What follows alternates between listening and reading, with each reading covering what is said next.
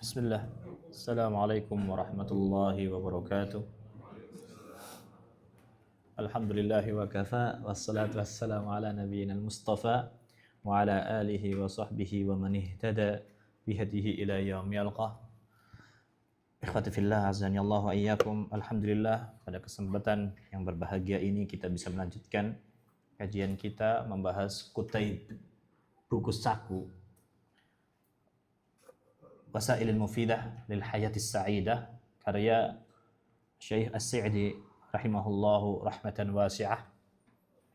Semoga kita bisa segera selesaikan pembahasan ini sehingga kita bisa beranjak kepada ilmu-ilmu yang lain, seperti ada beberapa ilmu yang bisa kita ambil ibrahnya. Kitab A'malul Qulub, amalan-amalan hati, karya Syekh Ibnul Qayyim Al-Jauziyah rahimahullahu rahmatan wasi'ah. Kenapa kok menegaskan kepada perkara hati? Ya karena mungkin khususnya di generasi kita, pembahasan tentang hati ini kurang diperhatikan. Dari bapak-bapak generasi antum dan juga anak-anak generasi anak. Sehingga bisa kita temukan ujian terbesar dari generasi sekarang ini adalah ujian generasi kita hari ini adalah mental health. Ya. Kalau di iPhone ada battery health. Sedangkan di anak-anak generasi kita adalah mental mereka yang kena. Sebenarnya mental itu ada saja pendidikannya. Cuman karena tidak memiliki perhatian lebih, ya ini akhirnya tidak ada manajemennya. Karena tidak memahaminya. Bagaimana kita akan memahami akan menyelesaikan suatu permasalahan tanpa kita memahaminya terlebih dahulu. Bahkan tidak jarang di antara kita yang baru mengetahui ternyata amalan hati dengan amalan fisik itu berbeda. Amalan hati dengan keyakinan hati itu berbeda. Itu yang masuk dalam perkara keyakinan. Ya, ala kulli hal, karena memang segala hal yang beranjak dari hati kita itu juga akan menjadi ketaatan. Innamal a'malu binniyat, bahkan dalam hadis perkara pertama yang dibahas dalam Arba'un Nawawi adalah tentang hati, tentang niat. Farubba amalin qalilin yu'azzimuhu an-niyyah. Bisa jadi amalan itu kecil, tapi ternyata menjadi besar karena niatnya. Warubba amalin kabirin yusaghiruhu an-niyyah. Bisa jadi amalan itu besar, tapi enggak berarti apa-apa karena niat.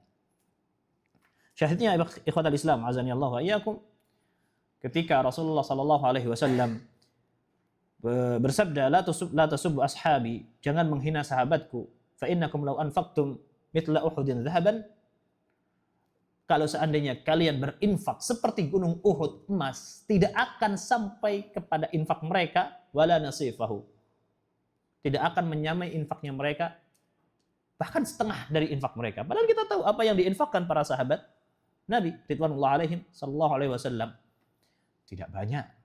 Apa yang mereka infakkan? Ada yang menginfakkan satu butir korma. Tapi kata Nabi, kalian generasi setelah sahabat, meskipun menginfakkan harta sebesar emas segunung Uhud, tidak akan mencapai atau menyamai. Perbedaannya di mana? Amalan zahirnya berbeda tentunya. Emas segunung Uhud tidak akan sama dengan satu butir korma yang diinfakkan para sahabat. Tapi perbedaannya adalah pada amalan hatinya. Tentu berbeda.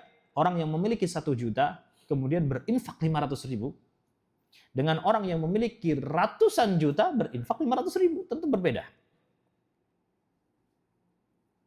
Beda lagi, orang yang punya uang 100 juta, ratusan juta, infak 500.000, dengan orang yang punya 1 juta, tapi nggak infak. Itu beda. Ya karena berarti ya nggak beramal, nggak dibandingin ya. Ala kulli hal, itulah yang membedakan sebenarnya amalan hati dengan keyakinan.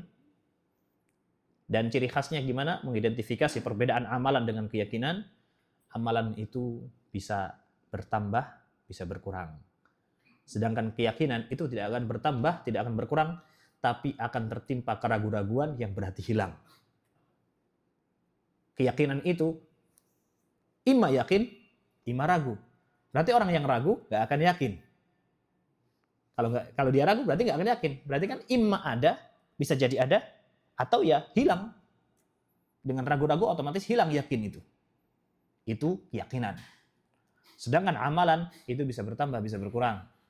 Misalkan rasa takut. Rasa takut kita kepada Allah Subhanahu wa taala, Masya Allah kalau kumpul sama teman-teman yang sama-sama ngaji, rasanya kita ini sebagai orang yang memang wara' banget. Hati-hati banget dalam urusan agama. Tapi giliran pulang ke rumah, lupa segalanya. Kalau kumpul sama teman-teman pengajian, Masya Allah cita-citanya ini saya akan bangun pondok ini sampai 3 lantai. Sampai ke rumah, ya jalan-jalan dulu lah. Berbeda kualitas keimanan kita ketika bersama keluarga, bersama dengan teman-teman pengajian. Itu ketakwaan, ketakutan, wara', roja, dan sebagainya. Itu semuanya amalan. Sebagaimana cinta. Cinta juga naik, bisa turun. Bahkan cinta kita kepada anak saja yang merupakan cinta paling tulus pun naik turun. Coba kalau melihat anak lagi tidur. Rasa bersalah sekali kita hari ini. Kalau anak bangun ngereok besok pagi, penyesalan tadi malam hilang. Marah lagi. Ketika anak berangkat ke pondok pesantren, rasanya ya Allah, aku akan menjadi orang tua yang lebih baik ketika engkau pulang. Ketika mereka pulang hari pertama sudah ngomel gitu. Itu kan berarti semangat cinta yang berbeda versi kan gitu. Berubah karena dia amalan. Apakah ini hanya menimpa kita? Menimpa sahabat juga. Ketika mereka bertanya satu sama lain, Abu Bakar bertanya, Anda lupa salah satu sahabatnya siapa? Seingat saya Abdurrahman bin Auf, mohon koreksi kalau salah. Ketika Abdurrahman ditanya, "Kaifa asbahtum, kaifa halukum?" Kata Abu Bakar, kata Abdurrahman bin Auf, "Faqad nafaqa Abdurrahman." Abdurrahman ini telah munafik. Kaget Abu Bakar. Kenapa antum berbicara seperti ini? Ya karena aku kalau bersama dengan Nabi, semua itu akan kami libas, ketaatan. Tapi ketika pulang bersama dengan anak istri, berubah mentalnya. Oh kok sama, kata Abu Bakar. Menghadaplah kepada Nabi SAW. Kemudian kata Nabi SAW, kalau seandainya kalian semua dalam segala keadaan sama seperti ketika bersama aku, kata Nabi SAW, ya maka kalian akan menjadi para malaikat.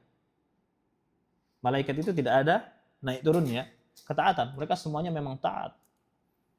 Nah itu ikhwatal Islam, azanillahu wa iyyakum. Tujuan kita saling mudzakarah, saling mengingatkan. Tujuannya adalah tidak lain dan tidak bukan meningkatkan amalan hati tadi. Yang mana setelah amalan hati itu terperbaiki, insya Allah amalan zahir itu akan ngikut. Memang betul, jangan menilai buku dari sampulnya. Tapi ingat, buku-buku yang dijual di toko buku, diplastikin. Tidak ada yang ditampilin kecuali sampulnya. Maka bagaimana kita menilai isinya? Ya dari sampulnya. Maksudnya apa? Memang kita tidak bisa menilai seseorang dari zahirnya. Tapi zahirnya itulah yang menunjukkan apa yang di dalam batin. Gimana dong dengan orang-orang yang munafik? Yaitu kasus lain. Tapi biasanya orang munafik ketika tidak ada tekanan, tidak ada ketakutan, dia akan menunjukkan sisi buruk hatinya. Mereka jadi munafik karena ketakutan aja. Hari ini tidak ada ketakutan kepada orang-orang munafik, maka biasanya orang munafik akan menunjukkan mukanya. Biasanya dengan alasannya apa? Aku nggak mau munafik. Maksudnya apa nggak mau munafik? Aku menampilkan di depanmu kebaikan, padahal di dalam hatiku buruk. Ya udah, aku tampilkan aja keburukan hatiku apa adanya. Itu bukan munafik. Itu kebiasaan orang-orang yang nggak masuk Islam. Apa perbedaannya? Munafik itu menampilkan keburukan hati, menampilkan kebaikan amalan, menyimpan keburukan hati. Itu munafik. Kalau menunjukkan keburukan hati, itu orang-orang yang nggak masuk Islam, toh. Jadi gimana kalau kita ternyata menemukan dalam amalan kita nifaq? Zahirnya kok alim tapi hatinya rusak, ya diperbaiki hatinya. Bukan justru malah merusak yang sudah baik dari penampilan. Ah ngapain pakai jilbab, pakai cadar kayak orang paling bener aja. Hatiku masih kotor, nggak mau pakai jilbab. Lah jilbabnya pertahankan hatinya yang dibersihkan. Bukan justru malah penampilannya disamakan dengan hati rusaknya. Itu kan orang-orang kufar. Mereka berbangga dengan kebusukan hatinya, kerusakan etikanya dan sebagainya. Ala kulli hal, ikhwatal Islam azani Allah wa iyyakum, sehingga motivasi yang kita temukan di sini pun berbicara tentang amalan hati. Bab yang berikutnya itu poin yang berapa berarti pembahasan kita, yaitu tentang berdoa. Setelah poin-poin yang kita sampaikan di awal kemarin, kita masuk ke bab yang baru, yaitu adalah ya meminta kepada sang pemilik kebahagiaan. Karena kebahagiaan itu Allah yang punya. Yang berarti, ya kita sering bahas di sini, kita hanya punya kewajiban untuk mengusahakan. Hasilnya tetap Allah yang menentukan. Nah, yang pemilik hasil ini adalah Allah, maka minta kepada Allah hasilnya. Kita pengen bahagia, maka minta kepada Allah kebahagiaan itu. Dan kita usahakan. Kalau ternyata diusahakan nggak berhasil, ya berarti Allah belum kasih. Dan masing-masing sebab kebahagiaan seseorang itu nggak akan sama. Orang miskin akan memandang kebahagiaan itu dari harta. Ya nggak masuk akal juga. Masuk akal. Karena mereka sedang mencoba sisi yang dia belum pernah kuasai. Atau memang dia saat itu sedang diuji oleh Allah kesedihan karena tidak punya harta. Yang mungkin solusinya adalah kekayaan. Masuk akal? Masuk akal. Bisa? Bisa. Karena ya kita nggak mau menafikan ya. Nggak mau menafikan bahwa harta itu bukan satu-satunya sebab kebahagiaan. Betul, betul itu. Bukan satu-satunya kan berarti masuk. Jadi memang harta pun bisa jadi wasail kebahagiaan. Kalau dia tahu bagaimana memanfaatkan wasail tadi. Wasail itu adalah, ya ini pembahasan kita ya, al-wasail mufidah. Tadi ditulis di sini kok jadi muka anak lagi sekarang. Jadi insecure lihat muka sendiri. Wasail mufidah itu media. Media yang bermanfaat. Nah, wasail ini medianya. Nah, uang, harta, kekayaan itu media. Tapi bukan kebahagiaan itu sendiri. Jadi kalau dibilang apakah dia wasail, kekayaan itu wasail, betul. Boleh memperkaya diri, boleh. Tapi kan harus zuhud. Nah, ini permasalahan yang harus diluruskan. Zuhud itu bukan miskin. Zuhud itu adalah meninggalkan yang berbahaya buat akhirat. Oh, itu warok, afan, tingkatan di bawahnya zuhud. Zuhud itu apa? Meninggalkan yang tidak bermanfaat untuk akhirat. Itu zuhud. Jadi zuhud itu bukan sederhana ya. Bukan miskin. Mungkin sederhana ya, masuk ya sederhana ya. Tapi nggak miskin. Ya bukan berarti zuhud itu ketika berangkat ke tempat kerja, berangkat ke tempat kajian harus naik mobil, dia memaksakan naik ontel. Naik sepeda ontel. Beda, malah keringetan. Nggak fokus. Kalau perlu naik mobil. Nabi Muhammad SAW dulu pakai unta, tapi Khadijah tetap cinta. Ya salam. Ya unta itu kalau dikonversikan sekarang hari ini dapat Fortuner lah. Zaman Nabi SAW kenapa nggak beli Fortuner? Ya karena nggak ada. Bahkan kalau seandainya Nabi SAW perang Badar ada tank pakai tank, nggak pakai pedang. Tapi kenapa kok pakai pedang yang kecil-kecil? Itu karena ketakwaan? Enggak, karena salah langkah. Kan awalnya pengen nyergap. Ternyata yang datang pasukan, ya nggak siap. Tapi ya bismillah, itulah kaum muslimin. Dihadapkan keadaan bagaimanapun, nggak ada akar, batu pun jadi. Bukan rotan lagi itu. Kaum muslimin kebiasaannya seperti itu. Tapi kalau seandainya ada fasilitas, Nabi akan memaksimalkan. Contohnya, perang Uhud Nabi SAW pakai dhira' 2 double.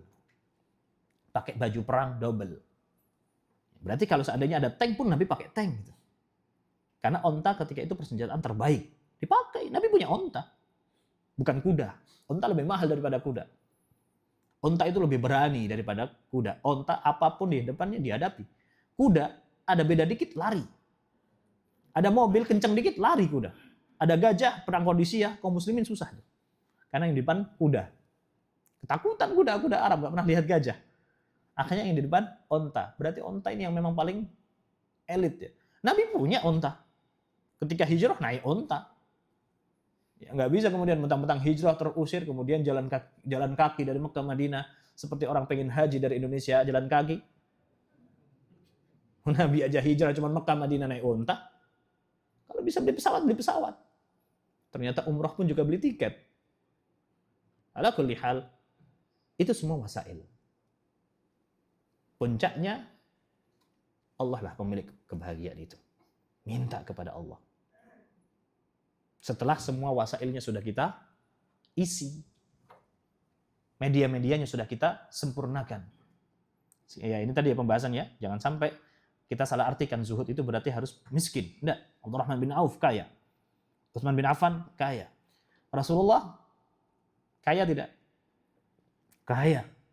Berapa kali Rasulullah menginfakkan hartanya, satu lembah isinya penuh kambing. Kambing itu mahal.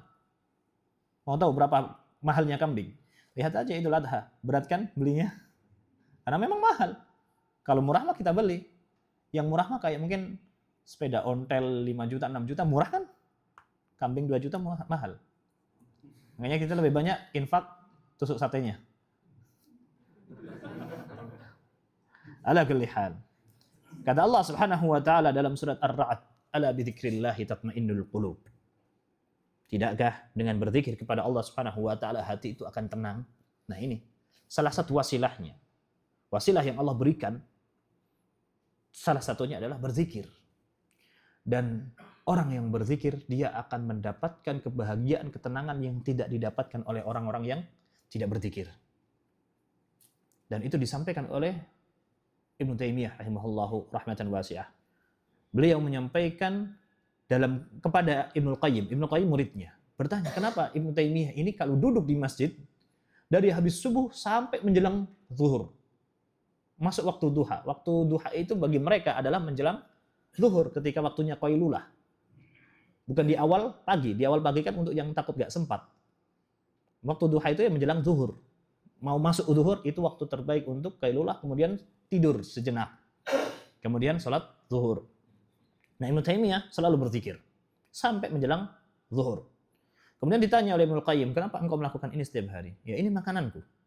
Kita tahu betapa tekanan Ibnu Taimiyah rahimahullahu rahmatan wasi'ah masa hidupnya. Bolak-balik keluar masuk penjara karena berbeda pendapat dengan pemimpinnya. Akhirnya lari ke Mesir, bertemu dengan khalifah. Ternyata berbeda pendapat dalam urusan akidah. Jadi Ibnu Taimiyah menjaga, mempertahankan bahwa Allah itu bersemayam di atas arsy. Khalifahnya berpaham bahwa Allah itu di mana-mana. Berbeda pendapat, di penjara. Itu sudah biasa. Sejak zaman dahulu seperti itu. Kebenaran itu didiskriminasi. Ibnu Taimiyah di penjara, tenang-tenang aja. Apa yang menjadikan dia tenang? Kata Ibnu Taimiyah rahimahullahu ta'ala, surgaku ada di pikiranku. Barang siapa yang belum masuk surga itu, dia tidak akan masuk surga akhirat. Bagaimanapun musuh itu ingin mengambil kenikmatan duniawiku, surgaku di pikiranku, ketenanganku, di dalam ruhku. Dan kita tahu beliau bahkan nikah nggak sempat. Beliau usia 30-an, meninggal dalam kondisi belum menikah. Karena memang nggak sempat. Dunianya terlalu sibuk beliau. Meningkat karir sebagai seorang thalibul ilm. Dakwah ngaji. Masya Allah. Faedah yang beliau dapatkan bisa kita dapatkan sampai sekarang setelah 7 abad lewat. Yang mana faedah ini tidak bisa kita temukan dari orang-orang yang sudah menikah sekalipun. Hebat ya yang nggak nikah. Ingat Rasulullah istrinya 12. Nabi nikah. Tetap yang harus kita ikuti adalah Nabi SAW. Ala kulli hal, maka dengan zikir ini seorang mukmin akan menemukan sesuatu yang tidak didapatkan oleh mukmin yang tidak berzikir. Bahkan kalau kita mau mengakui teman-teman kita di luar sana yang mungkin beda faham dengan kita dalam amalan sunnah, dalam amalan yang tidak dicontohkan oleh Nabi SAW, mereka rajin. Tapi di sisi mereka, di selipan-selipan mereka berzikir dengan zikir-zikir yang Allah ternyata ajarkan, Rasulullah ajarkan. Sallallahu alaihi wasallam. Ya meskipun ya kita akui ya, kadang-kadang mereka berzikir di mikrofon. Kita kadang-kadang dengar, oh ini doa dari mana ini? Download dari mana ini doa? Tapi kadang-kadang ya ada beberapa doa dan bahkan lebih mayoritas doa-doa yang mereka lafalkan sahih dari Nabi Sallallahu alaihi wasallam. Apakah kemudian ketika mayoritas amalan mereka tidak ada dalilnya dari Nabi, kemudian mereka berzikir dengan yang sahih tidak berefek? Berefek. Berefek. Bahkan bisa jadi mereka jauh lebih tenang daripada kita. Kok bisa sih? Mereka yang tidak mengamalkan sunnah bisa jauh lebih tenang daripada kita yang tahu kenal sunnah. Perbedaannya di mana? Perbedaannya di mau mengamalkan atau tidak. Itu kelemahan orang-orang yang terbuai dengan ilmu. Fitnah ilmu itu adalah kita merasa cukup dengan amalan. Itu banyak menimpa para tulabul ilm. Akhirnya kita merasa cukup dengan ilmu tadi, amalannya berkurang. Kita ambil contohnya deh. Antara adzan dan iqamah, kemudian mereka berzikir-zikir dengan mikrofon, Asmaul Husna, baca Asmaul Husna. Ada sunnahnya enggak? Tidak ada sunnahnya. Menyenandungkan Asmaul Husna dengan nada-nada. Tidak ada sunnahnya. Tapi pertanyaannya, yang kenal sunnah, hafal enggak Asmaul Husna? Atau ya Rahman, ya Rahim aja, yang karena di Al-Fatihah ada? Ya kita yang tahu sunnahnya, ternyata sedikit prakteknya. Bahkan mungkin ketika kita mengakui Asmaul Husna 99, kita nggak hafal 99 itu semua sunnahnya. Justru mereka yang mengatakan Asmaul Husna itu hanya 7 dan 8, kalau diperluas jadi 20, mereka hafal semua. Bahkan kita juga hafal yang 20 itu. Karena sering disenandungkan oleh mereka. Allah wujud, qidam, baqa, mukhalafatuhu lil hawaditsi, qiyamuhu binafsihi, wahdaniyah, qudrah, iradah, ilmun hayyan, sama, basar, kalam, qadiran, murida. Aliman hayyan, sami'an, basira, mutakallima. Yang justru malah yang kita hafalkan oleh yang mereka yakini bahwa itu saja yang betul. Ya kita meyakini juga ini betul. Tapi kan kita nggak terbatas 20, bahkan 99 saja sesuai dengan sabda Nabi SAW, itu bukan batasan. Masih ada nama-nama yang Allah Subhanahu wa taala rahasiakan pada dirinya. Nah, begitulah. Kita ini mungkin kurang beramalnya. Beramal dalam mana? Dalam berzikir. Kata Allah, ala bidzikrillah tatmainnul qulub. Orang-orang yang berzikir ini akan Allah tenangkan hatinya.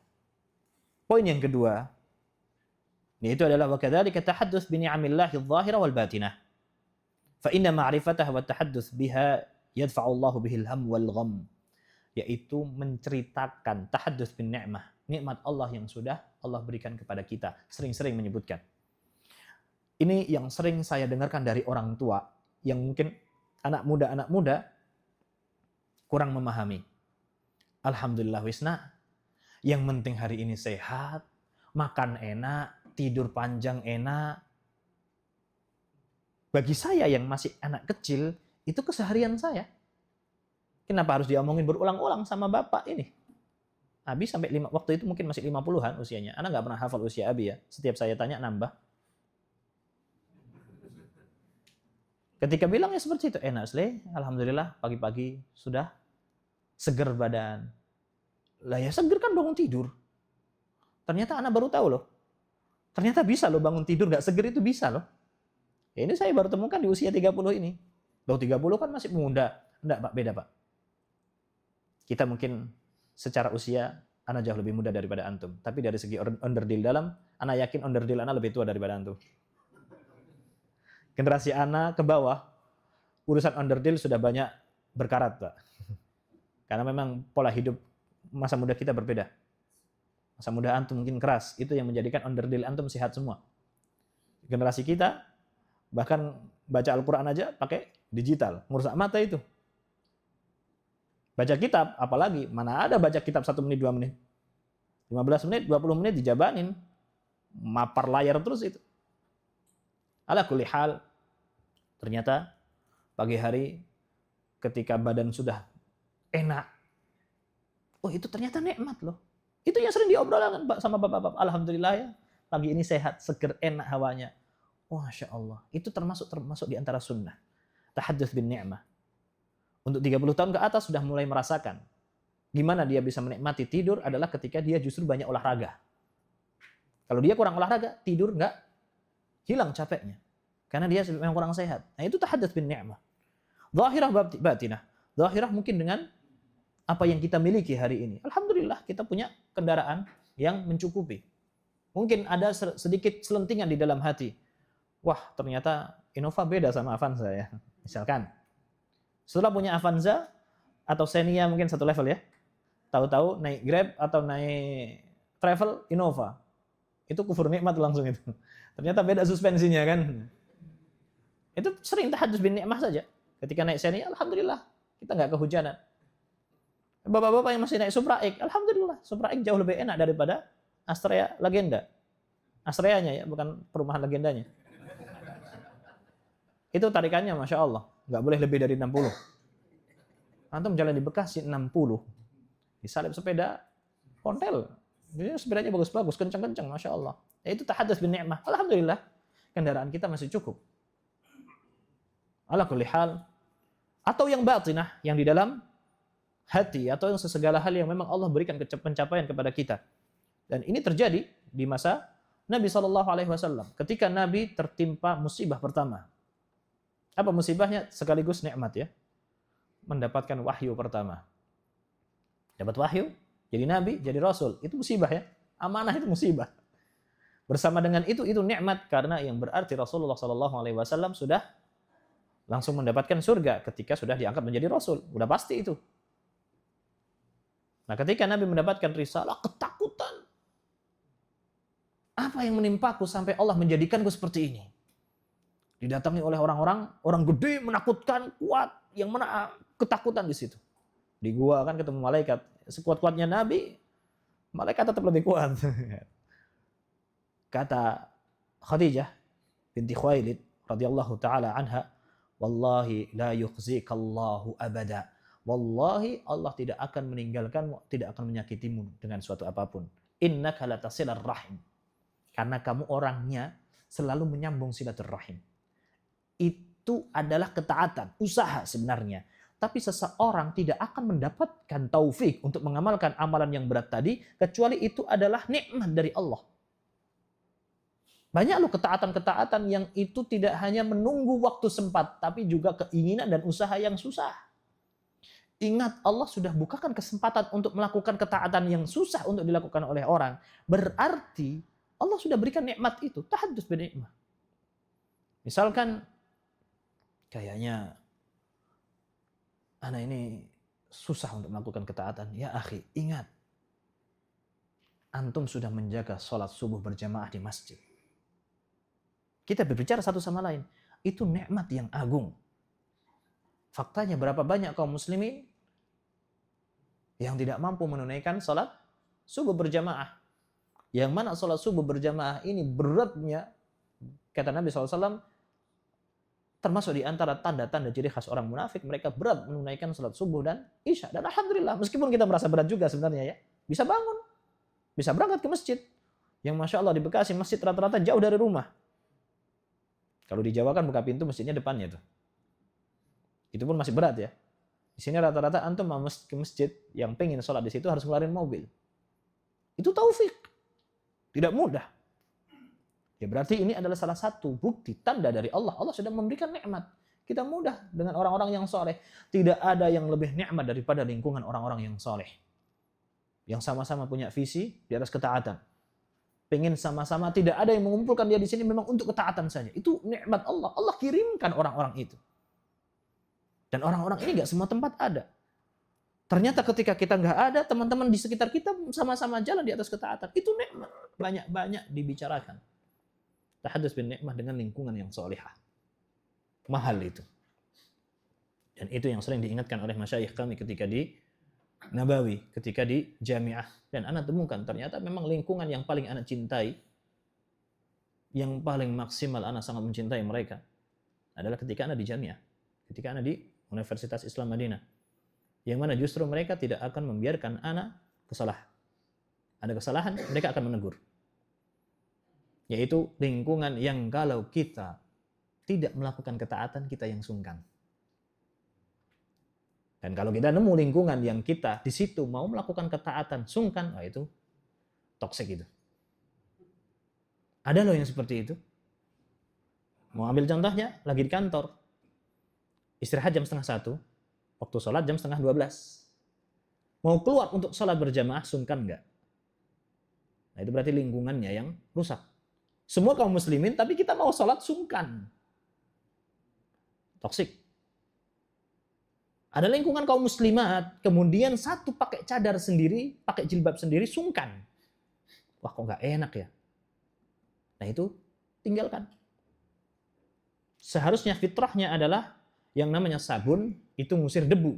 Debu itu akan menghindari sabun, bukan justru malah debu yang ngusir sabun. Orang yang melakukan ketaatan malah sungkan daripada orang-orang di sekitarnya yang tidak melakukan ketaatan. Nah, ketika dia justru di satu komunitas, yang lainnya pada sholat, kita malu mau meninggalkan sholat jamaah. Nah ini, pertahankan komunitas ini. Ini salah satu nikmat. Sering-sering disebutkan. Nah, bisa jadi kita itu sebenarnya ingat, tahu ada nikmat itu. Tapi tiba-tiba keskip aja. Karena tidak kita bicarakan. Dan kenapa kok seolah-olah kita punya musibah? Besar banget kayaknya. Masalah kita kayaknya susah. Ya karena sering kita upgrade. Sering kita update juga di pikiran kita. Yaitu apa? Dengan sering dibicarakan. Sering curhat masalah. Suami pulang ke rumah, curhat masalah di kantor. Istri curhat masalah dengan teman-temannya. Sehingga yang selalu terupdate di rumah tangganya adalah masalah. Ya akan kepikirannya masalah. Padahal Allah kirimkan banyak sekali nikmat. Tapi nggak pernah dibicarakan. Ya akhirnya nggak terupdate di pikiran kita. Mau coba?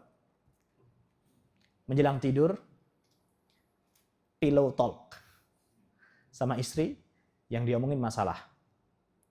Istri tidur, bapaknya bisa tidur nggak?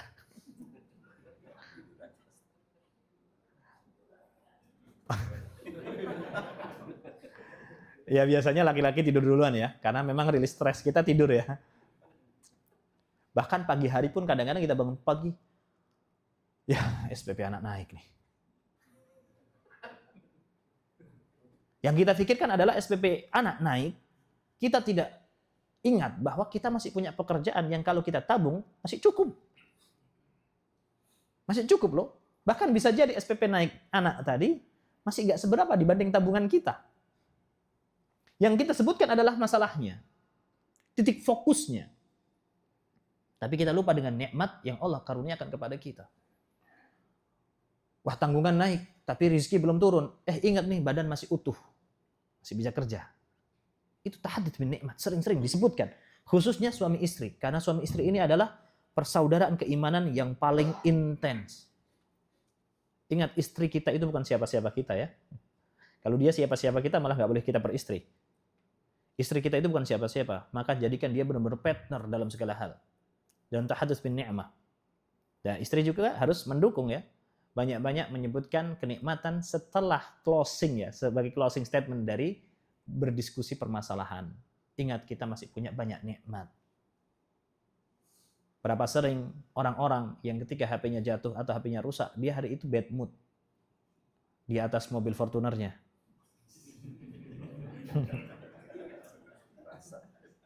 Oh Fortuner terus, Afan. Anak soalnya 2 kali dijemput sama dua orang berbeda Fortuner semua. Ini refleks aja ya. Oke. Oke, kita ganti CR-V. Ya yang paling dekat dengan mulut lah. Ala kulli hal itu sering kita ada pada kondisi tersebut. Banyak-banyak membicarakan nikmat tersebut. Itu yang sering dimulai sama Ustadz kami, Ustadz Arifin Badri hafizahullah taala. Ketika mau rapat, beliau selalu menyebutkan tentang bahwa STDI ini adalah nikmat Allah yang Allah karuniakan kepada kita semua. Karena itu adalah mimpi para mahasiswa UIM dulu. Mimpinya adalah kita ingin menyediakan wadah untuk adik-adik kita yang nggak punya kesempatan yang sama untuk berangkat ke UIM, tapi tetap merasakan itu ada di Indonesia. Gimana caranya? Satu-satunya yang membedakan, ini bukan promosi ya, tapi ini memang beliau sering menyampaikan, salah satu yang bisa kita rasakan di situ adalah lingkungan berbahasa Arab. Pertanyaannya, antum berapa tahun belajar bahasa Arab? Masya Allah, sampai lebih banyak DO-nya daripada prakteknya ya. Antum sudah banyak ilmu bahasa Arab. Kenapa melunak? Karena nggak dipraktekkan sama teman yang ngaji. Sebenarnya bukan masalahnya, bukan memprakteknya. Teman-teman itu sebenarnya semuanya pengen praktek. Tapi canggung nggak? Itu yang lebih susah. Kita lebih canggung mempraktekkan bahasa Arab. Itu lingkungan sebenarnya. Sebagaimana kalau kami di STDI, kami canggung untuk berbahasa Indonesia. Apalagi dosen di depan mahasiswanya kan. Jaga image dong. Itu dosennya pakai bahasa Indonesia. Kecuali kalau udah terlanjur atau sudah terlanjur akrab sama mahasiswanya, ya udah lanjut bahasa Indonesia. Tapi kalau enggak, kita usahakan pakai bahasa Indonesia, bahasa Arab. Itu membantu sekali. Bahkan saraha itu salah satu nikmat yang harus kita selalu ucapkan, dan Ustaz Arifin Badri selalu mengingatkan. Kenapa? Kita mahasiswa Indonesia di Saudi, bahkan bahasa Arab bisa jadi nggak sekuat ketika di STDI. Karena di Saudi kita kumpul sama orang-orang Arab. Nah, kumpul sama orang Indonesia itu jarang. Jadi ya ngapain ngomong pakai bahasa Arab sama orang Indonesia gitu. Ya kita justru malah menikmati ngobrol bahasa Indonesia dengan teman-teman Indonesia di Saudi. Karena kita seperti pulang. Kerinduan kami dengan rumah menjadikan kita sering ngobrolin bahasa Indonesia. Secara nggak langsung menjadikan kita mahasiswa Indonesia yang punya komunitas Indonesia hanya mendengarkan bahasa Arab dosen. Dan ngobrol bahasa Arabnya adalah ketika say hello sama teman sekelas. Itulah kenapa teman-teman Indonesia yang lulus S1 biasanya bahasa Arabnya masih lemah. Karena pasif, mendengarkan dosennya ngomong saja, tapi nggak aktif dengan teman-temannya. Ya ngapain orang masih banyak orang Indonesianya? Bagusnya kapan? Ketika S2. Karena teman-teman seangkatannya sudah pulang ke Indonesia. Mau nggak mau sekelas sama orang Arab semua. Nah seperti itu lingkungan yang harus kita syukuri. Nah seberapa banyak sekarang hari ini yang kita dapatkan. Dan ingat, ketaatan itu adalah taufik dari Allah. Ketika kita futur, kenapa susah sekali ketaatan ini? Ingat, Allah sudah kirimkan kita untuk umrah. Pernah umrah misalkan. Itu nggak mudah. Ingat, Allah sudah kirimkan kita ke majelis ilmu. Itu nggak mudah. Ingat, kita sudah bermajelis ilmu belasan tahun, puluhan tahun. Itu nggak mudah. Istiqomah itu lebih berat. Tahadduts bin ni'mah. Kemudian poin yang ketiga, solusi dari Nabi SAW, yaitu adalah nunduk. Unzuru ila man huwa asfala minkum wa la tanzuru ila man huwa fawqakum fahuwa ajdaru alla tazdaru ni'matallahi 'alaikum. Lihatlah yang di bawah. Wa la tanzuru ila man huwa fawqakum, jangan lihat ke atas. Karena itu akan lebih pantas alla tazdaru, agar kalian tidak meremehkan ni'matallahi 'alaikum. Nikmat Allah yang Allah karuniakan kepada kalian. Itu di bawah sadar. Di bawah sadar. Ana dengan kebanggaan motor Ana Supra X Bapak. Supra X ini paling fanatik di rumah Ana, karena Abi pertama kali beli Supra X, semua motor itu Supra X. Ustaz Ayat, Ustaz Nasrullah Supra X semua. Ketika Ana naik, ya nggak ada masalah. Sampai kepada titik Ana naik Supra X-nya Ustaz Ayat. Lebih mudah. Kok enak gasnya? Tarikannya itu lebih ringan yang 2015 ya. Ketika Ana balik lagi ke motor Ana 2012, kok agak lemot ya. Ini motor nggak ada masalah. Jadi masalah karena Ana naik motor yang lebih bagus. Jadi masalah motornya nggak bersalah, ini diem aja dia. Cuman gara-gara habis nggak habis dari ke atas. Itu baru motor. Gimana kalau istri?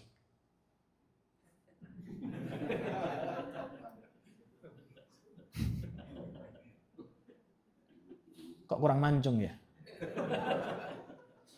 Dari dia akad nikah, hidungnya segitu. Tahu-tahu lihat artis di sinetron. Hidungnya segitiga. Itu tiba-tiba jadi masalah aja hidung-hidung bulat itu. Begitu pula dengan suami. Suami dari dulu ya gini-gini aja. Dia menunjukkan keromantisannya dengan bekerja siang malam. Maksudnya siang malam ini kan siang kerja, malamnya tidur untuk kerja besok kan. Gak sedrama itu siang malam. Ya, maksudnya ini bertahun-tahun suaminya seperti ini. Tiba-tiba lihat dunia perfilman. Suaminya romantis dengan bawakan bunga. Kok suamiku gak romantis ya? Padahal kalau kita pahami ya, bunga itu gak lebih indah daripada martabak. Suami datang bawa martabak, kamu kan tahu aku lagi diet. Kamu kok nggak peka sih? Suaminya nggak salah. Martabak itu mahal loh. Coba gambarkan momen apa yang nggak cocok makan martabak? Cocok semua. Nikmat itu, seperti nasi padang lah. Tapi ternyata ketika kita bawakan, Istri yang lagi diet ini ngomel. Jadi masalahnya bukan pada nasi padangnya, tapi istrinya yang diet, bukan waktunya. Ala kulli hal, itu sering terjadi. Itu baru di motor ya, di bawah alam sadar.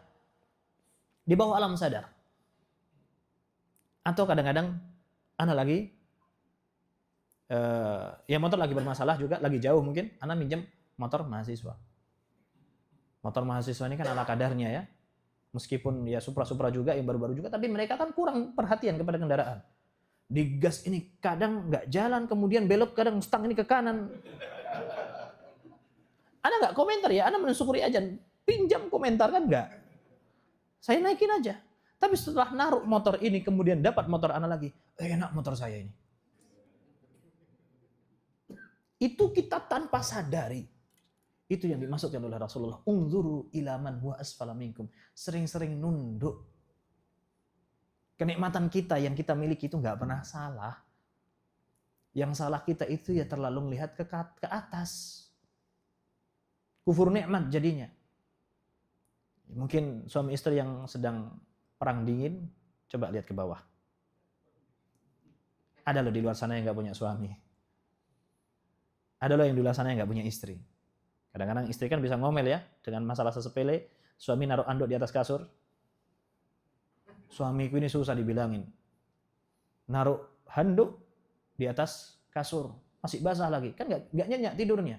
Ingat di luar sana masih banyak suami yang merokok di atas kasur. Nah, lihat ke bawah kan. Lihat ke bawah, jangan lihat ke atas. Ada yang Masya Allah itu tadi bawa bunga di atas kasur. Kotor juga kan. Tapi ingat itu hanya dalam ketaatan. Dalam urusan dunia. Sebaliknya, kalau ternyata dunia itu dia gunakan untuk ketaatan. Ini ada tafsirnya sebenarnya ya. Kalau ternyata dunia tadi dia gunakan untuk ketaatan, maka kita nggak bisa menunduk ke bawah. Misal, Masya Allah, anaknya bisa mondok di sekolah sunnah. Dan kita tahu ya, sekolah sunnah ini SPP-nya mahal. Ya kita akui. Ternyata kita tidak mampu menyekolahkan anak kita di sekolah yang sesuai sunnah karena kita cari SPP yang murah. Biasanya kita cari yang gratis. Yang gratis ini otomatis kualitasnya nggak akan sama dengan mereka yang berbayar mahal. Kok anak fulan bisa hafal Quran ya dalam 3 tahun? Anak saya kayaknya gaib pun nggak dicari ya. Ya beda SPP. Nah itu di situ kita nggak bisa melihat ke bawah. Lihat itu ada yang masih nggak sekolah kok. Nggak boleh kayak gitu. Justru dalam hal ketaatan kita benar-benar harus di atasnya. Buktinya apa? Buktinya adalah ketika Umar bin Khattab radhiyallahu taala anhu menginfakkan setengah hartanya. Abu Bakar nggak mau kalah, menginfakkan seluruh hartanya. Dan ikhwatul Islam, ada sahabat Nabi ridwanullah alaihim yang ketika di hari infak itu biasanya mau berangkat perang. Mereka datang kepada Nabi, "Ya Nabi Allah, aku akan berinfak dengan fisikku." Justru ditolak oleh Nabi.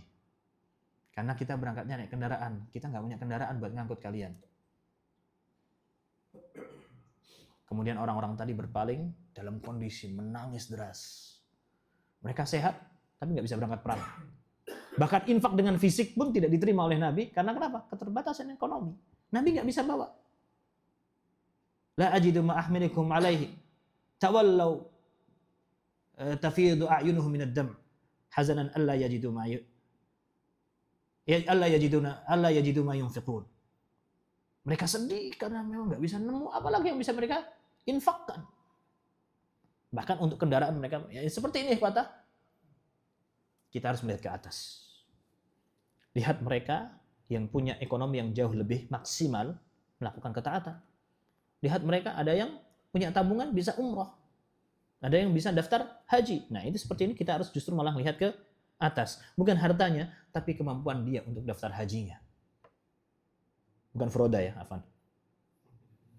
Atau kemampuan berangkat umroh. Masya Allah, setiap Ramadan berangkat umroh. Itu satu-satunya iri yang selalu Ana rasakan. Karena selama Ana 4 tahun di sana, Ana berat untuk meninggalkan Ramadan. Berat untuk masuk Ramadan tetap di Saudi. Qadarullah 4 tahun Ramadan itu di tengah-tengah musim panas, di tengah-tengah liburan. Ya lebih baik pulang saya. Kalau nunggu Ramadan, berarti saya akan pulang terlambat sampai setengah bulan atau 1 bulan. Liburan tinggal 2 bulan. Gak enak, ya sekalian pulang. Apalagi sedih ya kalau puasa nggak sama orang tua. Tapi ternyata efeknya sampai sekarang, melihat teman-teman yang bahkan membayar lebih mahal untuk bisa Ramadan di sana, itu kadang-kadang mudah-mudahan segera bisa ke sana. Di sini kata Nabi SAW, kata salafun as-salih, Al-Hasan Al-Basri, rahimahullahu rahmatan wasi'ah, idza ra'aita ar-rajula yunafisuka fid dunya fanafishu fil akhirah. Kalau ada orang yang menyaingimu di urusan dunia, maka kalahkan dia, saingi dia di dalam urusan akhirat. Bapak fulan beli Alphard nih. Nggak apa-apa. Saya tak hafalkan 1 juz lebih banyak dari hafalan dia. Bapak fulan rumahnya baru. Nggak apa-apalah. Saya tak khatamkan hafalan bulan ini. Fanafishu fil akhirah. Pastikan mereka memang tidak melakukan ketaatan yang sama. Sampai kita kalah segalanya. Dunia kalah, akhirat juga kalah. Yaitu sudah dzalika fadlullah yu'tihi man yasha. Itu terjadi di zaman sahabat Nabi ridwanullah alaihim ketika orang-orang miskin mereka mengadu. Orang-orang kaya punya pahala banyak. Dhahaba ahlud duthur bil ujur. Mereka orang-orang yang punya kekayaan mendapatkan banyak keutamaan, pahala yang banyak. Dengan apa? Dengan infak. Sedangkan kami orang-orang yang miskin tidak bisa berinfak. Apa ya Nabi Allah yang bisa kita lakukan? Kata Nabi SAW, ala likulli takbiratin sadaqah, wa likulli tasbihatin sadaqah, wa likulli tahmidatin sadaqah. Setiap tasbih, tahmid, takbir itu sedekah. Alhamdulillah, subhanallah, walhamdulillah, Allahu akbar, itu sedekah. Akhirnya mereka pulang dengan berbangga. Mereka bertasbih, bertakbir, bertahmid, berbanyak-banyak mereka tasbih. Masalahnya kan orang kaya juga bisa tahmid ya. Bisa tasbih, bisa takbir. Akhirnya mereka mendengarkan hadis itu, mereka semakin banyak bertasbih.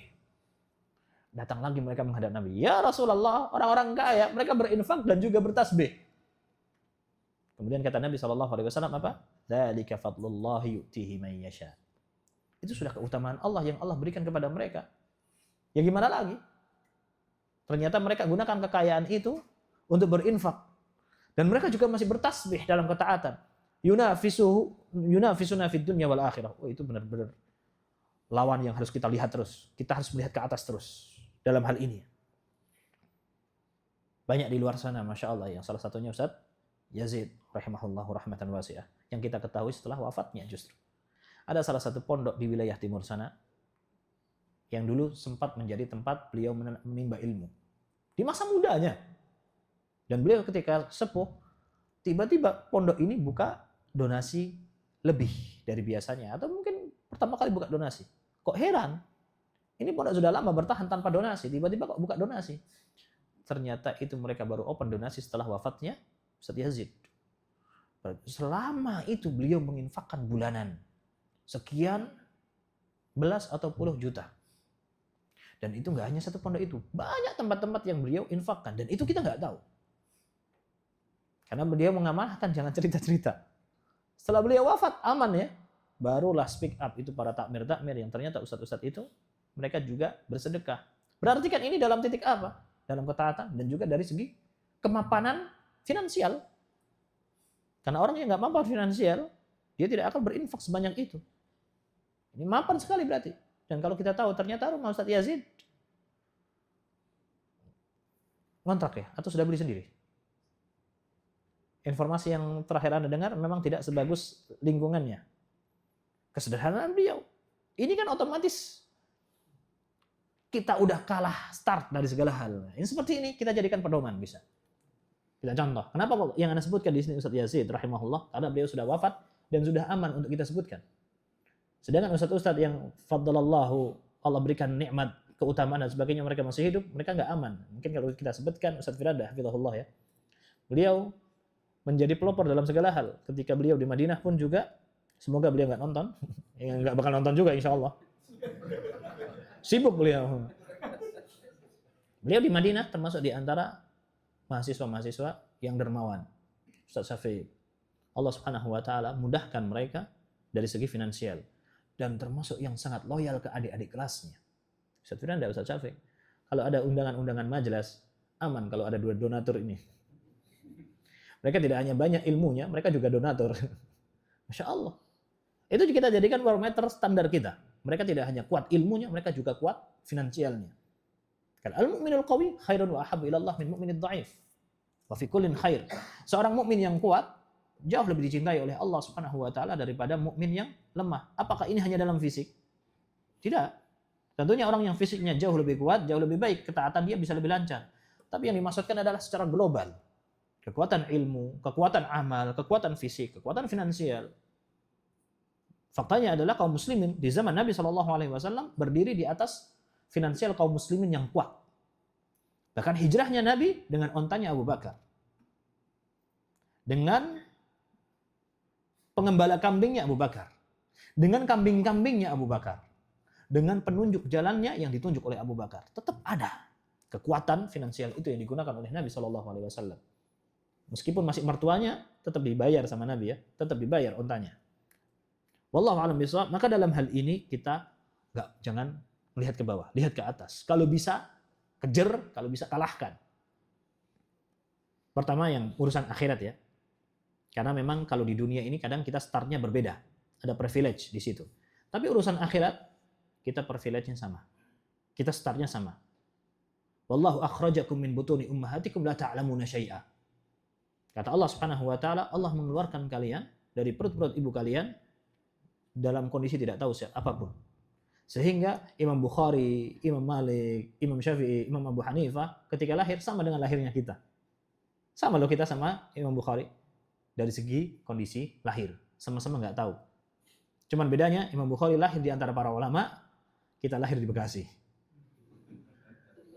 Ya beda, tetap itu ada privilege juga. Tapi intinya startnya sama. Kalau dari segi finansial, start beda-beda ya, tergantung orang tua ya. Adapun dari ilmu, kita sama-sama nol. Kemampuan dalam memahami itu juga sama-sama nol. Jadi nggak ada Allah berikan orang kok bodoh, itu nggak ada sebenarnya. Ya bodoh dari segi kemampuan akal ya. Tapi kalau bodoh dari segi pengetahuan, itu banyak. Itulah kenapa Syekh Sa'ad Asy-Syadzili hafizahullah menyebutkan muskilatul haya, masalah dalam kehidupan yang pertama kali adalah kebodohan. Dia menyebutkan kebodohan itu karena orang nggak tahu, atau karena orang tahu yang salah. Itulah yang disebutkan bodoh. Nggak tahu atau tahu informasi yang salah. Yang poin yang kedua ini yang bahaya. Lebih hati-hati. Kalau orang nggak tahu, tinggal dikasih tahu. Kalau dia tahu informasi yang salah, itu perlu benar-benar treatment yang lebih baik. Misalkan ketika kita sebagai pembawa informasi yang benar, kita harus memposisikan diri kita jauh lebih tinggi daripada pemilik informasi yang salah. Itu harus. Jangan sampai informasi yang salah ini dibawa oleh doktor, oleh profesor, sedangkan kita bukan siapa-siapa. Bisa jadi kebenaran yang kita sampaikan, itu bisa menjadi diperolok bukan karena sahihnya, tapi karena kita bukan siapa-siapa. Kita harus perhatikan itu. Dan Jibril alaihissalam menggunakan metode itu dalam berdakwah. Dalam hadis yang kedua, Arba'in Nawawi. Apa yang beliau gunakan? Alaihissalam datang kepada Nabi SAW, fa asnada rukbatayhi ila rukbatayhi wa wada'a kaffayhi ala fakhidayhi. Menghadap Nabi. Ya Nabi Allah, ma huwal iman? Apa itu iman? Apa itu Islam? Ini kalau malaikat Jibril ujuk-ujuk langsung naik mimbar berkhutbah kepada kaum muslimin. Islam itu adalah ini, iman itu adalah ini. Kaum muslimin akan dengerin nggak? Ini orang nggak ada yang kenal gitu. Syadidu bayadith thiyab, syadidu sawadis syar. Hidup rambutnya hitam, bajunya putih. Wala ya'rifuhu minna ahad. Gak ada yang tahu. Tiba-tiba dia datang naik mimbarnya Nabi kemudian khutbah. Kalau Nabi tahu dia malaikat. Para sahabat tahu apakah mendengarkan? Malah akhirnya akan, wah ini kenapa ini tiba-tiba ada orang naik mimbarnya Nabi. Tapi dia datang kepada Nabi yang mana Nabi itu jauh lebih dikenal oleh para sahabat. Akhirnya sahabat yang menyampaikan, Nabi yang menyampaikan jawabannya. Kemudian para sahabat mendengarkan. Ala kulli hal itu yang untuk raf'ul jahl, mengangkat ketidaktahuan dari orang yang sudah punya ilmunya tapi salah. Kita harus benar-benar perhatian di situ, hati-hati. Itulah kenapa titel itu penting ya. Titel itu penting karena dia wasail dakwah. Jadi tolong ketika ada dai-dai yang datang dengan titel, jangan wah ini nggak ikhlas ini karena dia dakwah dengan titel. Ingat mereka yang nyebarkan kesesatan pakai titel juga. Ya, jadi titel ini senjata aja. Seperti media Facebook atau YouTube. Wah, ustadz-ustadz ini yang nasihat di kamera ini nggak ikhlas ini. Masa nasihat dengan meja yang bagus, dengan Masya Allah, tempat meja baca buku yang bagus, tampilan yang bagus, kamera yang bagus. Nggak ikhlas sekali. Beda, ini wasilah. Karena mereka-mereka yang menyebarkan kesesatan juga di kamera yang seperti ini. Maka kita melawan mereka dengan metode yang sama. Ala kulli hal. Syuruknya jam berapa ini? Sudah syuruk belum? Kita ambil satu poin lagi, yaitu fasal yang baru yang disebutkan oleh Imam As-Sa'di rahimahullahu rahmatan wasi'ah di sini adalah termasuk di antara sebab seseorang itu bisa meninggalkan kehumuman atau kepikiran humum permasalahan adalah as-sa'yu fi izalatil asbab al-jalibah lil humum. Meninggalkan sebab yang mengarahkan kepada mengingat masalah. Mengingat masalah atau teringat dengan segala kesedihan. Itu sebabnya dihilangkan. Dan Rasulullah SAW memang tidak suka dengan tasya'um ya. Yaitu dengan hal-hal yang menjadikan kita negative thinking. Wa yu'jibunil fa'al kata Nabi. Tatayur itu kan apa istilahnya, menisbatkan sesuatu kepada keburukan yang nggak ada hubungannya. Misal tiba-tiba motor gembos, kayaknya ada masalah nih, kayaknya nggak boleh safar nih, nggak ada hubungannya tatayur, nggak ada hubungannya kata Nabi SAW. Ini harus dihilangkan. Kenapa? Akan menyebabkan segala hal kecemasan ke masa depan. Nah, ini harus dihilangkan. Wa yu'jibunil fa'al kata Nabi, aku lebih suka dengan fa'al. Fa'al itu optimis. Mencari hal-hal yang menjadikan seseorang itu menjadi optimis untuk perjalanannya. Kita ambil contohnya. Dalam segala hal ketika kita nemu masalah, maka sebab-sebab yang menjadi pintu masalah tadi, yang menjadikan kita kepikiran, overthinking, hilangkan. Tutup. Sebenarnya bisa jadi masalah itu nggak sebesar itu loh. Tapi jadi gede banget di pikiran kita. Kenapa? Karena sering kita pikirkan. Ada salah satu ibarah dari dosen, yang ini Masya Allah, Ana masih selalu ingat. Ana kagum dengan dosen ini yang menyampaikan materi di kelas seperti metode ini. Dan kekaguman Ana berkurang sampai akhirnya Ana lihat ternyata sudah ada kontennya. Jangan-jangan dosen Ana ini nonton konten ini. Beliau ini di kelas. Di kelas beliau menyampaikan gelas berisi air ini dia ringan. Kapan dia menjadi berat? Kalau kita angkat selama 10 menit. Ya, jangankan ngangkat gelas berisi air yang ringan, kita angkat tangan aja 10 menit, ini sudah musibah. Silakan coba pagi hari, angkat tangan seperti ini 5 menit. Ini salah satu latihan atlet dulu. 5 menit gini aja. Ini Masya Allah, kayak seolah-olah tangan kita itu kayak dosa kita, berat gitu. Alhamdulillah ya. Yang berat bukan tangan kita, tapi ketika kita selalu ulang-ulang. Gelas ini nggak pernah berat. Dia ringan. Kenapa? Ketika kita angkat sebentar, kita taruh lagi. Yang berat itu karena kita angkat terus. Begitu pula dengan masalah. Masalah itu bisa jadi sebenarnya ringan, tapi karena kita pikirin terus, jadi akhirnya kita ketakutan dari segala hal masa depan. Nah, ini salah satu yang disampaikan oleh As-Sa'di rahimahullah. Tinggalkan sebabnya yang menjadikan kita kepikiran. Hilangkan. Misal kalau itu adalah huzn, kesedihan, maka tinggalkan hal-hal yang menjadikan kita ingat kepada kesedihan. Misalkan kehilangan orang yang kita cintai, kita kasihi. Hal-hal yang mengarahkan kita kepada fulan yang sudah Allah ambil misalkan, hilangkan. Jangan ada, ini kenangan punya bapak dulu, ini kenangan punya ibu dulu. Bajunya kita simpan. Ngapain? Nggak berfaedah. Disimpan nggak ada yang pakai. Dan justru malah menjadi penyakit kita. Kita mau pakai juga nggak mungkin. Misalkan punya ibu, nggak mungkin kita suruh istri kita pakai pakaian ibu kita. Kepikiran kitanya. Gimana solusinya? Kasihkan ke orang lain. Menjadi jariyah. Untuk orang yang sudah wafat. Pahala. Dia dipakai, dimanfaatkan, pahalanya ngalir. Kita nggak mungkin memanfaatkan. Karena keinget terus. Jangan. Ini kenangan-kenangan terakhir. Ini pakaian yang terakhir dipakai ibu. Manfaat nggak? Kalau kita pakai itu menjadikan kita ingat mati. Akhirnya kita banyak berzikir. Alhamdulillah. Kalau banyak sedih. Sedih nggak manfaat. Nggak nambah pahala kita. Ya pahala sih sebenarnya. Kesedihan itu termasuk di antara ujian yang Allah berikan. Ma min huznin wala hammin illa ajjarallahu azza wa jalla. Tidak ada suatu kesedihan dan suatu kepikiran apapun yang menimpa seorang mukmin kecuali Allah akan berikan ajar di situ, pahala. Bahkan ketika digambarkan duri yang menempel, yang menusuk pada kaki kita, itu juga akan ada pahalanya. Tapi kalau kita terus bergelut dengan kesedihan, akhirnya menghalangi kebaikan yang lain, jadi minus. Buang sebab-sebab itu. Atau masalah masa depan.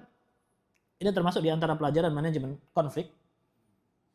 Kadang-kadang kita itu kepikiran dan terkesan sibuk ketika kita mengingat masalah atau tugas ke depan. Yang nggak dikerjakan juga. Gitu. Misalnya ada tugas sekarang hari Sabtu. Wah, ada tugas nih Jumat depan. Ahad, Senin, Selasa, Rabu diajak jalan-jalan. Nggak enak nih, ada tugas hari Jumat, harus persiapan ini dan itu. Diajak jalan-jalan enggak, diajak kajian juga enggak fokus. Padahal dia nggak dikerjain juga. Kapan kerjaan Jumat itu kita kerjakan? Ya malam deadline. Malam Jumat juga gitu loh. Lah, ujung-ujungnya dikerjakan malam Jumat, ngapain Ahad, Senin, Selasa, Rabu, Kamis kepikiran? Itu sering ketika kita di masa-masa kuliah. Ada tugas presentasi nih dari dosen nih. Tugasnya masih pekan depan, kepikirannya dari sekarang. Diajak futsal pun nggak nikmat. Gimana solusinya? Ini salah satu yang disampaikan oleh dosen-dosen kami di sana adalah, ya sudah, jangan difikirin. Tugas itu dikerjakan, jangan dipikir. Mikirnya ketika ngerjain, ya harus mikir nggak selesai. Tapi jangan difikirin dong, tapi nggak dikerjakan. Dengan apa? Tulis di note, saya akan kerjakan tugas ini hari Selasa jam sekian. Selama nggak masuk di tanggal itu, ya jangan diingat. Jangan difikirkan. Tapi jangan bablas, nggak diingat sama sekali. Tetap harus diingat. Manajemen waktu, salah satunya adalah manajemen konflik. Kita seorang mukmin terlatih dengan itu. Contohnya, ini pernah kita sebut ya, lupa nah. Pernah nggak kita kepikiran nanti sholat zuhur gimana? Mau di mana? Atau kita lagi sholat subuh nih, kita kepikiran nanti sholat zuhur di mana ya? Pernah nggak kepikiran? Yang Anda malah kepikiran kerjaan. Bentar lagi Anda berangkat kantor jam berapa ya? Padahal udah sering terjadi. Kok bisa ketika kita sholat subuh, kita kepikiran kerjaan. Itu yang bikin kita akhirnya sholat subuhnya nggak khusyuk. Ketika kita lagi kerja, nanti sholat zuhur gimana ya? Pernah nggak kepikiran? Enggak. Kenapa kita nggak pernah kepikiran sholat zuhur? Karena Allah Subhanahu Wa Taala sudah jadikan sholat zuhur ada waktunya. Kenapa nggak pernah kita pikirkan sholat zuhur gimana caranya dan sebagainya, wudhu di mana dan sebagainya? Karena semuanya sudah diatur jadwalnya. Baru kita nanti pikirkan ketika masuk sholat zuhur. Ada yang kepikiran ketika sholat asar, nanti sholat maghrib mau baca surat apa? Nggak kepikiran. Nanti kita pikirkannya nanti sholat maghrib. Kan itu kan manajemen konflik. Tanggung jawab itu kan masalah juga ya. Dan kita punya tanggung jawab untuk sholat. Tapi Masya Allah, Allah ajarkan itu. Sholat zuhur ya, pikirkan sholat zuhur. Jangan pikirkan sholat asar. Begitu pula dengan kita. Saat ini kita punya kewajiban yang banyak. Jangan pikirkan tugas kita Jumat depan. Tulis kapan kita kerjakan, jangan difikirkan. Salah satunya adalah beban hafalan. Orang yang menghafal kemudian ingat beban murojaah, nggak akan hafal. Ketika orang murojaah ingat beban nambah hafalan, dia nggak akan murojaah. Waktu hafalan nih, ngintip halaman kemarin, kok lupa ya? Murojaah dulu deh. Itu masalah itu. Nggak nambah-nambah hafalannya akhirnya. Ya nggak mungkin juga. Nggak murojaah juga. Dia menunda hafalan, menambah hafalannya untuk murojaah. Ya nggak murojaah juga. Sama. Kita akan murojaah ketika deadline mau setoran. Ya tahu-tahu gitu ujung-ujungnya nggak murojaah juga. Kenapa nggak nambah hafalan aja? Sehingga anak-anak kita yang kita didik untuk hafalan Quran, mereka juga salah satunya manajemen waktu dan manajemen konflik. Ada permasalahan di dalam jadwalnya. Besok pagi kalau dia nggak store, dia akan menemukan masalah sama ustadznya. Store 3 kali, ya udah. Store pagi, dia kerjakan pagi. Store siang, dia kerjakan siang. Store sore, dia kerjakan sore. Jangan dicampur. Ketika sore, jangan mikirin pagi. Itu salah satu cara memanage permasalahan dalam kehidupan, yaitu hapus sebabnya, hilangkan sebabnya, kecuali memang di waktu hari H. Baru dimaksimalkan. Semoga apa yang kita sampaikan ini bisa kita ambil faidahnya. Afan kalau dalam penyampaian ada salah. Wallahu waliyut taufiq. Jazakumullah khairan katsira. Mungkin ada yang disampaikan.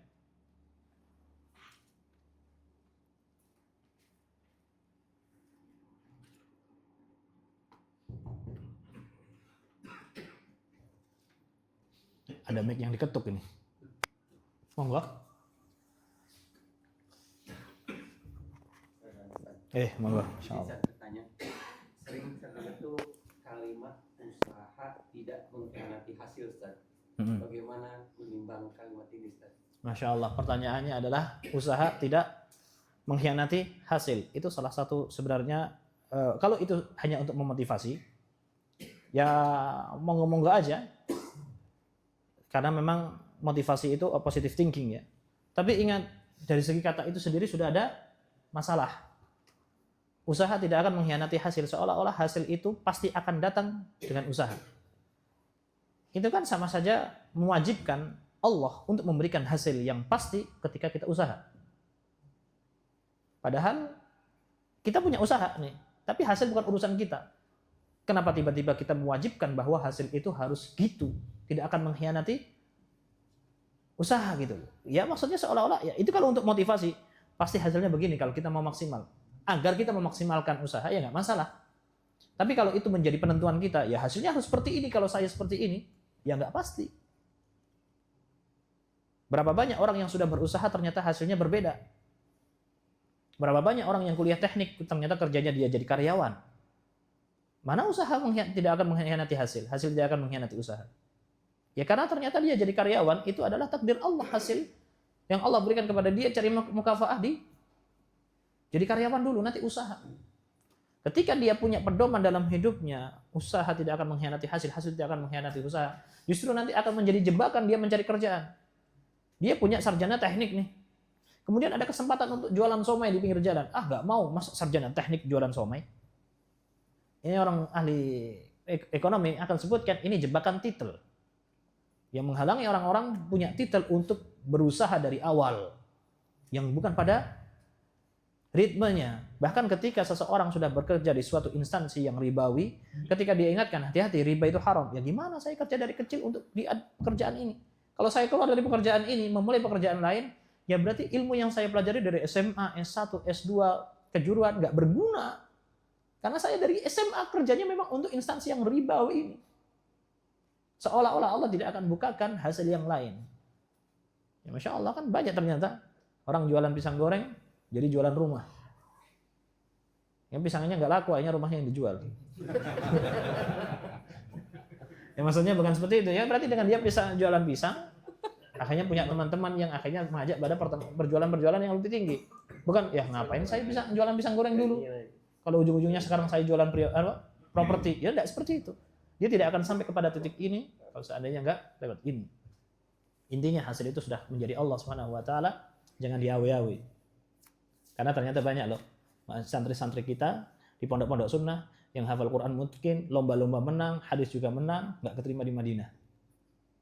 Futur, down, hilang dari peredaran. Mana ulama-ulama ini yang di pondok pesantren, Masya Allah, kuat hujahnya. Hilang, tidak mau ketemu sama teman-teman pondoknya, apalagi teman-teman yang keterima di Madinah. Itu kita merasa bersalah banget. Di tahun pertama, tahun kedua bodo amat. Astagfirullah. Ya karena ternyata terjadi itu. Kenapa? Karena dia punya mindset, yaitu tadi, hasil tidak akan mengkhianati usaha, usaha tidak akan mengkhianati hasil. Ternyata hasilnya Allah takdirkan lain. Akhirnya futurnya apa? Meninggalkan jurusan dan akhirnya ngambil tekniknya. Teknik lagi nih. Karena memang kasusnya sama. Benar-benar seorang penghafal Quran masuk ke kuliah teknik. Pertanyaannya, kita yang di UIM aja hafalan amburadul karena harus menghafalkan hadis, gimana yang ngapalin mesin? Gimana hafalan Qurannya? Apakah masih ada? Seada-adanya tidak akan semutkin ketika dia bersama dengan para penghafal Quran. Itu tadi kenapa? Karena anaknya punya mindset yang sama, orang tuanya juga punya mindset yang sama. Hasil itu wajib ada ketika hasilnya sudah ada. Wow, ngapain kita mewajibkan Allah? Terserah Allah lah. Wallahu a'lam bishawab.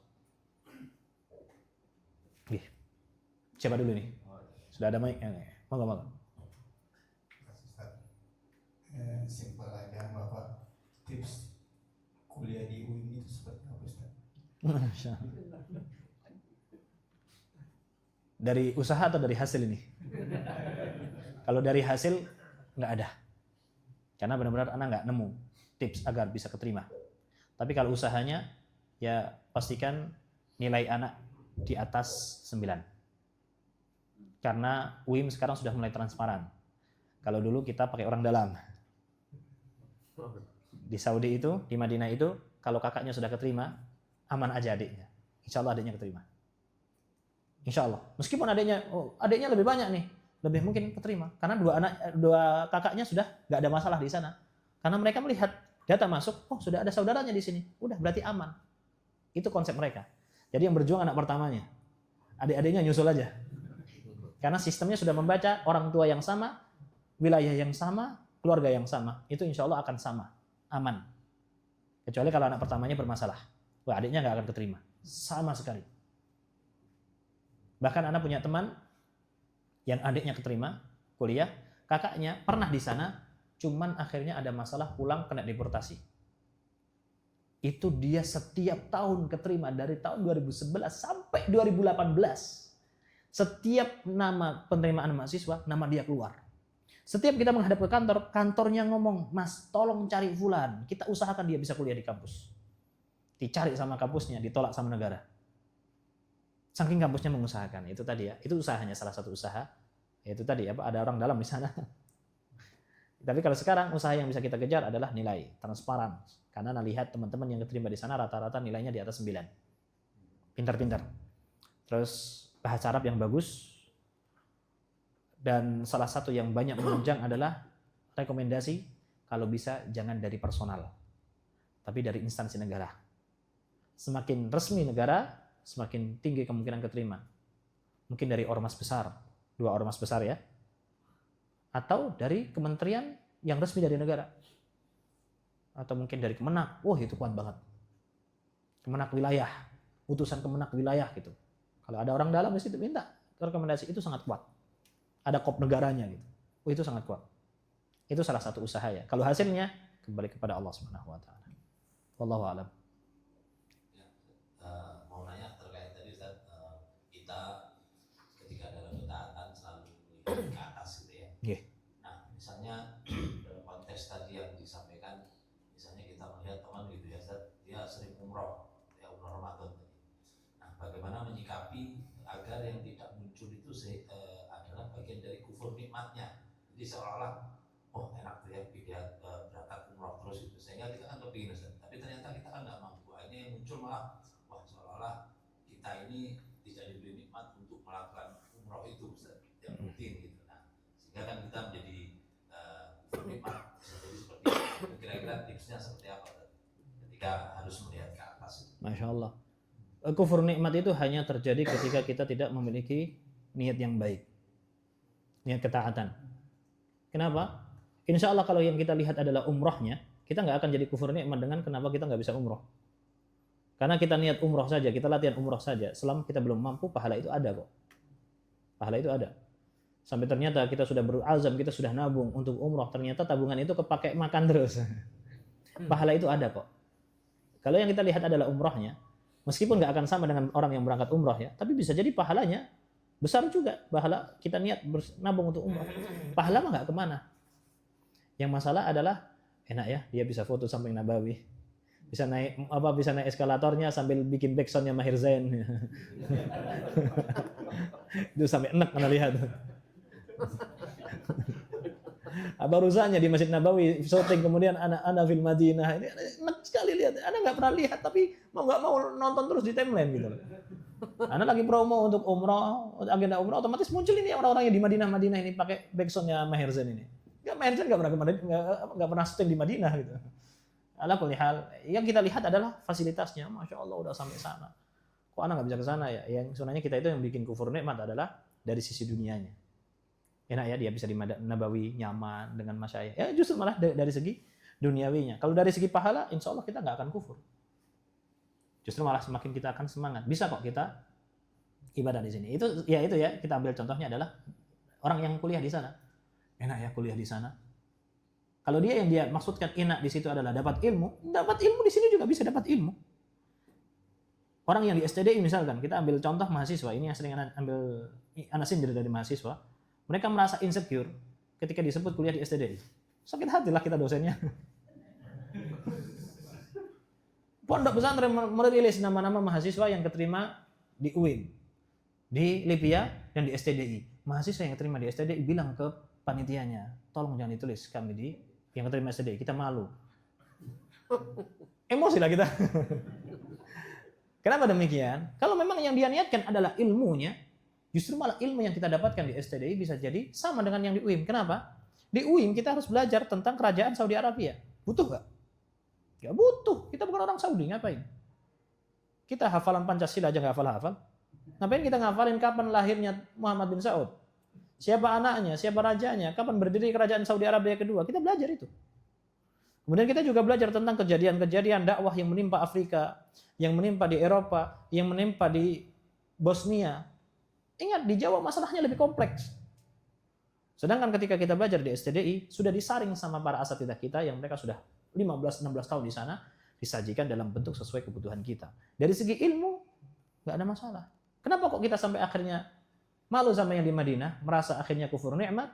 Ya dari sisi karena yang pulang dari Madinah lebih keren. Oh nggak mau itu. Nah berarti kalau kita irinya dari situ, itulah yang menjadikan kita kufur nikmat dari sisi dunianya. Ya itu yang harus gimana? Kita lihat niatnya. Kalau dari segi akhirat kita nggak akan kufur nikmat, insya Allah. Wallahu a'lam bishawab. Ini teorinya ya, segi praktek. Kita beramal bersama ya. Semoga Allah maafkan saya untuk dari segi prakteknya yang masih kurang. Jazakumullah khairan katsiran. Mungkin kita cukupkan, keburu besok. Sudah cukup ya. Subhanakallahumma wa bihamdika asyhadu an la ilaha illa anta astaghfiruka wa atubu ilaik. Wassalamualaikum warahmatullahi wabarakatuh.